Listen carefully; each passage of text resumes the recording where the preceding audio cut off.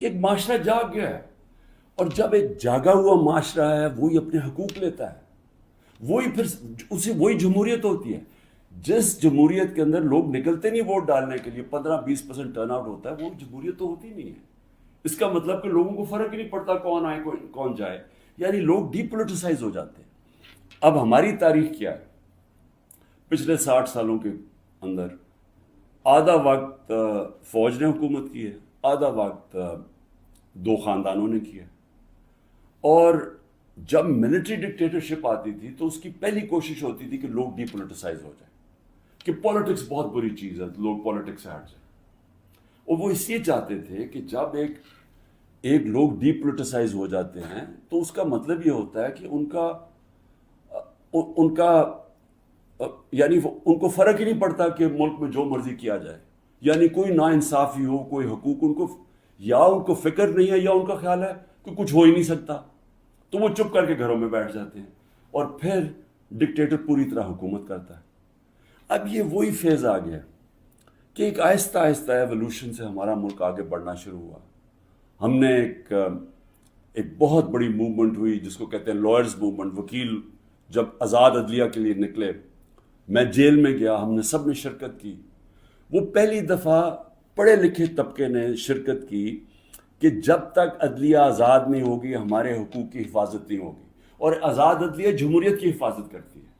تو وہ ایک بہت بڑا مائل سٹون تھا، کیونکہ ہمیشہ پاکستان کی عدلیہ جدھر پاور ہوتی تھی، جو حکومت ہوتی تھی اس کے ساتھ چلتی تھی، اور نظریہ ضرورت لے آتی تھی کہ آئین بھی اگر طاقتور توڑنا چاہے تو اس کو موقع دے دیتی تھی آئین توڑنے کا۔ اس لیے ہمارے کبھی صحیح معنی میں حقیقی جمہوریت آئی نہیں، اور حقیقی جمہوریت کا مطلب ہے حقیقی آزادی۔ دیکھ لیں، پہلے یہ سمجھ آئے، جمہوریت جب حقیقی ہوتی ہے تو اس کا مطلب آپ کے جو فنڈامنٹل رائٹس ہیں، آپ کے جو حقوق ہیں، ان کی حفاظت کرتی ہے ملکی عدلیہ۔ ملکی عدلیہ گورنمنٹ کو کوئی غلط کام کرنے نہیں دیتی، کیونکہ وہ آئین کے بیچ میں چلتی ہے۔ اور پھر جب آپ کے ملک کے اندر لوگوں کے حقوق مل جاتے ہیں اور ان کی عدلیہ ان کے حقوق کی حفاظت کرتی ہے، وہ آزاد ہو جاتے ہیں، اور وہ ملک پھر اوپر چلے جاتے ہیں۔ میں آپ کو ایک چھوٹی سی مثال دیتا ہوں کہ یورپ جب آزاد ہوا، جب دوسری جنگ عظیم ختم ہوئی، تو سارا جو ویسٹرن یورپ تھا وہاں جمہوریت آ گئی، صرف اسپین میں نہیں آئی، وہاں ڈکٹیٹرشپ تھی۔ 50 سال کے بعد دیکھیں کہ سارا ویسٹرن یورپ آگے نکل گیا، خوشحال ہو گیا، اور اسپین پیچھے ہے، حالانکہ اسپین بھی ایک وقت پہ بڑا امیر ملک تھا۔ تو جمہوریت، آزادی، خوشحالی، یہ سب ساتھ چلتے ہیں، لیکن بنیاد ان کی انصاف میں ہے۔ انصاف کا مطلب ہے کہ جب ایک معاشرہ آپ کے اس کی عدلیہ فنڈامنٹل رائٹس پروٹیکٹ کرتی ہے تو وہ آزاد ہو جاتے ہیں، وہیں جمہوریت آتی ہے، وہیں خوشحالی آتی ہے۔ تو یہ ایک سفر کر کے ہم یہاں پہنچے ہیں۔ آزاد عدلیہ کی موومنٹ ہوئی، عدلیہ آزاد ہو گئی، عدلیہ نے بہت تو بڑی دیر تک، اور ایسا کہ لوگوں کو اعتماد ہوتا تھا کہ حکومت ہمارے سے زیادتی نہیں کرے گی، ہم عدلیہ کے پاس چلے جائیں گے۔ میرے 3.5 سال میں مکمل طور پہ عدلیہ آزاد، کسی قسم کی مجھے کوئی بتائے کہ ہم نے انٹرفیرنس کی ہو۔ مکمل طور پہ میڈیا آزاد۔ ذرا موازنہ کریں آج جو میڈیا کا حال ہے اور جو ہمارے دور پہ تھا۔ 80% تنقید ہماری گورنمنٹ کی ہو رہی ہوتی تھی، حالانکہ اس گورنمنٹ نے کرونا سے دنیا نے ایکنالج کیا پاکستان کے، جس طرح ہم نے کرونا کو ہینڈل کیا، ٹاپ 3 دنیا میں ملک تھے۔ دنیا نے ہمارے احساس پروگرام کو ایکنالج کیا، دنیا نے ہمارے جو ہم نے پہلی دفعہ ماحولیات کے اوپر ملک کی تاریخ میں جو ہم نے درخت اگائے، جو بلین ٹری سونامی جس کو کہتے ہیں، دنیا نے مانا اس کو۔ بورس جانسن نے، جو برطانیہ پرائم منسٹر، نے یو این میں تقریر میں نام لیا میرا اور کہا کہ ہم اس طرف آگے جا رہے ہیں۔ پہلی دفعہ ڈیمز بنانے شروع کیے 50 سال کے بعد۔ تو وہ حکومت جو اپنے ملک کی اکانومی کو بھی لا کے کھڑا کرتی ہے، اور 6.1%، کوئی کہتا ہے 5%، یعنی تاریخ کی وہ چند لمحے تھے جب سب سے زیادہ ملک آگے بڑھ رہا تھا، لیکن اس کو تنقید کتنی ہوئی؟ ذرا اٹھا کے دیکھ لیں اخبار، آپ صرف ٹی وی پروگرامز دیکھ لیں، ہمیں سارا وقت تنقید ہوئی۔ ہمارے ہاں 3 لانگ مارچز ہوئی، ایک بتائیں کہ کسی کے اوپر کوئی ایف آئی آر کاٹی، کسی کوئی گھروں میں گھس کے کوئی روکنے کی کوشش کی، تو یہ جو ہوا ہمارے ساتھ 25 مارچ کے بعد، یہ پلان کے ہوا تھا.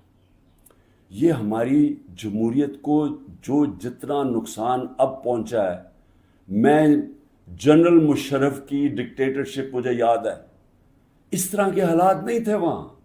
جنرل مشرف کے دور میں تو میڈیا بھی چل رہا تھا، وہاں تو میں اپوزیشن میں تھا، ہمیں تو کبھی اس طرح کی سختی نہیں ہوئی.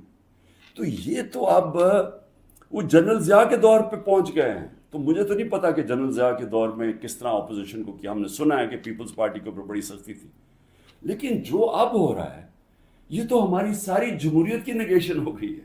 نہ یہاں فنڈامنٹل رائٹس ہیں، نہ یہاں سپریم کورٹ کے فیصلے مانے جاتے ہیں، نہ کانسٹیٹیوشن کے اوپر جب کانسٹیٹیوشن کہتی ہے 90 دن میں الیکشن، نہ وہ الیکشن ہو رہے ہیں. گورنمنٹ اس کی پرواہ نہیں کرتی.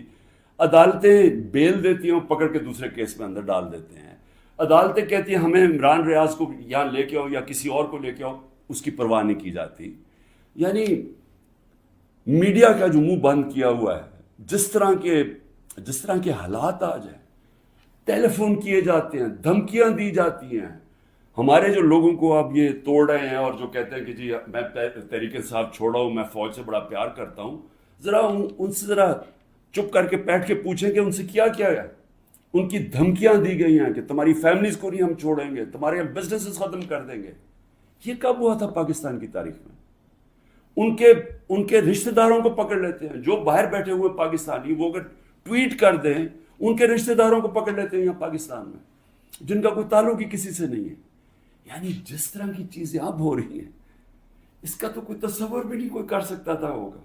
تو جمہوریت تو ختم ہو گئی ہے پاکستان میں. اس لیے میں آج اپنی سپریم کورٹ، اپنے 15 ججز سپریم کورٹ، اپنی ساری قوم کی طرف سے، وہ پارٹی جو اس وقت سب سے بڑی پارٹی ہے پاکستان میں اس کی طرف سے، بلکہ اپنی عوام کی طرف سے میں آپ کو آج اپیل کرتا ہوں کہ سارا ملک اب آپ کی طرف دیکھ رہا ہے. یہ تاریخ یاد رکھے گی آپ کا رول. اب تک ہمیں ایسے نظر آ رہا ہے کہ آپ طاقتور کے سامنے آپ آہستہ آہستہ اپنی پاور کنسیڈ کیے جا رہے ہیں، اپنی آزادی کھوئے جا رہے ہیں. ہمیں نہیں نظر آ رہا کہ آپ سٹینڈ لینے کے قابل ہیں ان طاقتور کے سامنے. کیونکہ جس طرح ہمارے فنڈامنٹل رائٹس میں ہر روز کی اب بات کر رہا ہوں. رات عمر ایوب کے گھر میں گھسے، وہاں سارا دوسری دفعہ گھر میں گھسے، وہ تو چھپا ہوا ہے، اس کا سارا گھر توڑ دیا. شہزاد اکبر وہ انگلینڈ بیٹھا ہوا ہے، اس کا جو بھائی ہے وہ پوری طرح نارمل نہیں ہے، وہ اسپیشل چائلڈ ہے، جس طرح ذل شاہ تھا. رات اس کے گھر میں گھسے، اس کو اٹھا کے لے گئے. یعنی جو ہو رہا ہے ہر روز ہمارے فنڈامنٹل رائٹس کی وائلیشن ہو رہی ہے.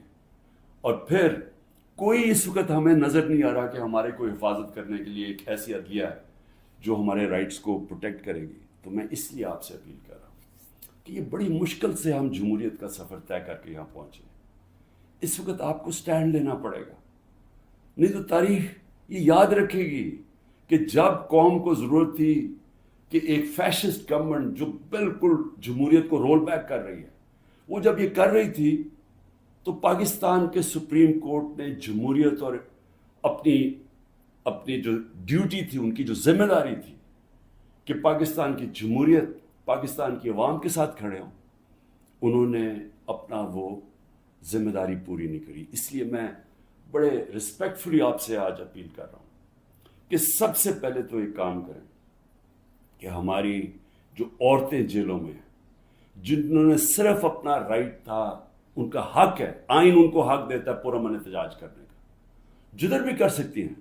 اگر انہوں نے مجھے دیکھا، ہمارے لوگوں نے دیکھا کہ مجھے غیر قانونی طریقے سے اغوا کر کے لے کے جا رہی ہے رینجرز جو پاکستانی فوج ہے، اور لوگوں کو ڈنڈے مارے، مجھے مارا جس طرح مجھے لے کے جا رہے تھے، تو کیا ان کا حق پرامن احتجاج کرنے کا نہیں تھا؟ اور انہوں نے کدھر احتجاج کرنا تھا؟ GHQ کے سامنے کرنا تھا، جو بھی آرمی جدھر ہوگی ادھر ہی کرنا تھا، کنٹونمنٹ میں کرنا تھا، اور کدھر جا کے وہ احتجاج کرنا؟ پرامن احتجاج کرنا ان کا حق تھا. جو وہ نہیں کرنا، جس نے بھی کیا ہے اس کے اوپر سخت ایکشن لینا چاہیے. جنہوں نے جلایا، جنہوں نے توڑ پھوڑ کی، میں پہلے دن جب سپریم کورٹ کے چیف جسٹس صاحب نے کہا مجھے تو پہلی دفعہ پتا چلا ہوا کیا, میں نے تو تب مذمت کی تھی, اور میں کہا ان کے اوپر ایکشن لو, کیونکہ غیر قانونی چیز کے اوپر ایکشن لو. لیکن اس کی آڑ میں جو ہو رہا ہے, جس طرح یہ ملک کو ساری جمہوریت رول بیک کی جا رہی ہے, ایک پوری پارٹی کو بین کر, سب سے بڑی پارٹی کو پکڑ کے ہر آدمی کو جیلوں میں ڈالا جا رہا ہے, تو یہ پی ٹی آئی کے خلاف نہیں ہے, یہ جمہوریت کے خلاف ایکشن ہو رہا ہے, یہ ملک کی آزادی کے خلاف ہو رہا ہے. یہ تو ہمیں غلام بنایا جا رہا ہے, کہ ہمیں طاقت کا غلام بنایا جا رہا ہے. ہمیں یہ قانون کی حکمرانی نہیں ہے, اب یہ طاقت کی حکمرانی آ گئی ہے, یہ جنگل کا قانون ہے. تو آپ کو نمبر 1 وہ عورتیں جنہوں نے کسی جلاؤ گھراؤ میں نہیں تھیں, صرف وہ اپنا جو ان کا حق ہے, آئین حق دیتا ہے پرامن احتجاج کا, اس کی وجہ سے جیلوں میں ہیں. اور میں آپ کو بتا رہا ہوں کہ ان کے اوپر زیادتیاں ہو رہی ہیں, ہر کے نہیں. میں نے اڈیالہ جیل سے نہیں سنا کہ عورتوں سے زیادتی ہوئی, صرف ان کی کنڈیشنز بری ہیں جس طرح ان کو ٹھہرایا ہوا ہے, لیکن اور جگہ سے خبریں آ رہی ہیں. تو میں سب سے پہلے آپ سے ریکویسٹ کرتا ہوں, سو موٹو ایکشن لے کے ان کو تو باہر نکالیں. دوسرا, جوڈیشل انکوائری کریں, بھئی پتہ تو چلائیں کہ کس نے یہ جلاؤ گھرائی کیا ہے. ساری دنیا کے اندر اگر کوئی انسیڈنٹ ہوتا ہے اس کے اوپر کوئی ایک انڈیپینڈنٹ انکوائری ہوتی ہے. گورنمنٹ نے تو سیدھا الزام لگا دیا ہے, کیونکہ یہ تو پہلے سے تیاری کر کے بیٹھے ہوئے تھے, ان کی تو پہلے سٹیٹمنٹ سن رہے ہیں کہ انتظار میں بیٹھے ہوئے تھے کوئی موقع ملے کہ تحریک انصاف کو کسی طرح میچ سے باہر نکالا جائے, کیونکہ میچ یہ کھیل ہی نہیں سکتے. لیکن عدلیہ کا تو کام ہے کہ کم از کم اس کے اوپر ایک انویسٹیگیشن تو کروائیں, پتہ تو چلوائیں کہ کون ذمہ دار ہے اس کا, اور آپ کی پوری مدد کریں گے ہم. جو ذمہ دار ہے میں آپ کو کہوں گا ان کو سزائیں دو. لیکن ساتھ ساتھ ہمارے مطابق 25 لوگ شہید کیے گئے, سیدھی گولیاں مار کے مارا گیا. اس کے علاوہ کئی 100 لوگوں کو گولیاں لگی ہیں. کون سی دنیا کے اندر پرامن احتجاج کے اوپر گولیاں چلائی جاتی ہیں اور پھر انویسٹیگیشن ہی نہیں ہوتی؟ کسی کے پاس ویپن نہیں تھی جن کو مارا گیا. کیا ان کا کیا ملک کی کوئی ذمہ داری نہیں ہے کہ کسی کو آپ قتل کرتے ہیں اور کوئی پوچھنے والا ہی نہیں ہے کہ کیا ایک جان لی ہے آپ نے؟ ان کے بھی گھر میں ماں باپ, بچے, بہن بھائی ہیں, تو کیا کوئی انویسٹیگیشن نہیں کرنی چاہیے اس کے اوپر؟ ابھی تک کوئی انویسٹیگیشن ہی نہیں ہے. 25 لوگ ہیں جس میں سے 18 ہم آئیڈینٹیفائی کر بیٹھے ہیں, باقیوں کو اتنے خوف زدہ ہیں, لوگ چھپے ہوئے ہیں, ان کے رشتہ دار ڈرے ہوئے ہیں بتاتے ہوئے. جو لوگوں کو گولیاں لگی ہیں وہ کوئی گھروں میں آئے ہوئے ہیں, کیونکہ انہوں نے ہاسپٹل سے جا کے ان کو پکڑ لیا. جن کو گولیاں لگی ہیں ان کو جا کے پولیس نے ان کے اوپر کیسز کر دیے. یہ خوف کی فضا ہے.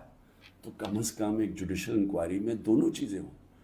جنہوں نے غلط جلایا کور کمانڈر کا گھر, ایکشن لے ان کے اوپر, اور جنہوں نے جن لوگوں کو پرامن احتجاج کرتے ہوئے گولیاں ماری ہیں ان کے اوپر بھی تو اس ملک قوم کا حق ہے پتہ چلوانا کہ کون قصوروار ہے.